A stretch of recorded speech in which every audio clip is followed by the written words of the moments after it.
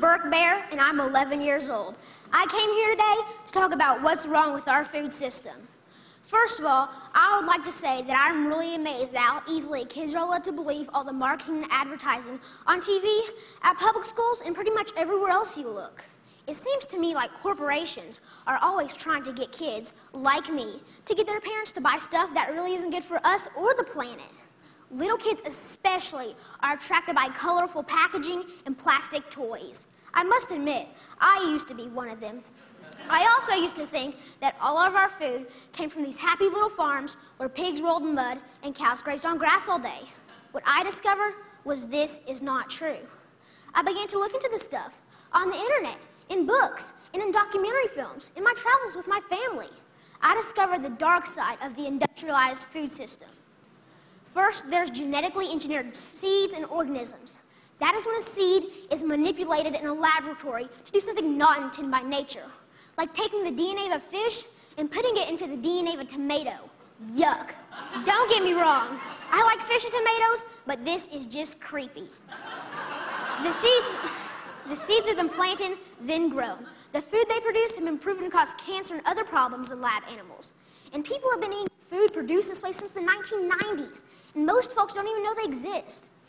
Did you know rats that genetically engineered corn had developed signs of liver and kidney toxicity?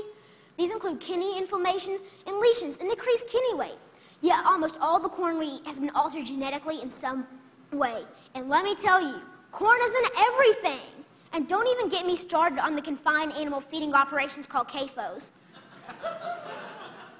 Conventional farmers use chemical fertilizers made from fossil fuels that they mix with the dirt to make plants grow. They do this because they've stripped the soil from all nutrients from growing the same crop over and over again. Next, more harmful chemicals are sprayed on fruits and vegetables, like pesticides and herbicides, to kill weeds and bugs. When it rains, these chemicals seep into the ground or run off into our waterways, poisoning our water too. Then they irradiate our food, trying to make it last longer, so it can travel thousands of miles from where it's grown to the supermarkets. So I ask myself, how can I change? How can I change these things? This is what I found out. I discovered that there's a movement for a better way.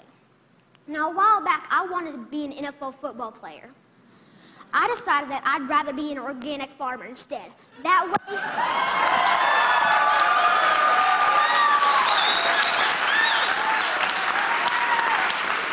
thank you. And that way, I can have a greater impact on the world.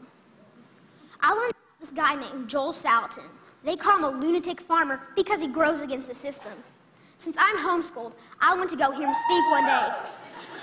This man, this lunatic farmer, doesn't use any pesticides, herbicides, or genetically modified seeds. And so for that, he is called crazy by the system. I want you to know that we can all make a difference by making different choices, by buying our food directly from local farmers or neighbors who we know in real life. Some people say organic or local food is more expensive, but is it really?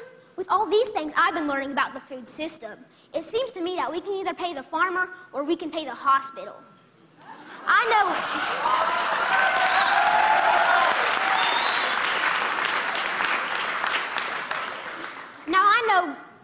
know definitely which one I would choose. I want you to know that there are farmers out there, like Bill Keener and Sequatchie Coast Farms in Tennessee, whose cows do eat grass and whose pigs do roll in the mud just like I thought.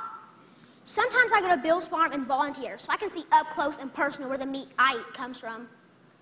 I want you to know that I believe kids will eat fresh vegetables and good food if they know more about it and where it really comes from. I want you to know that there are farmers markets in every community popping up. I want you to know that me and my brother and sister actually like eating baked kale chips. I try to share this everywhere I go. Not too long ago, my uncle said that he offered my 6-year-old cousin cereal.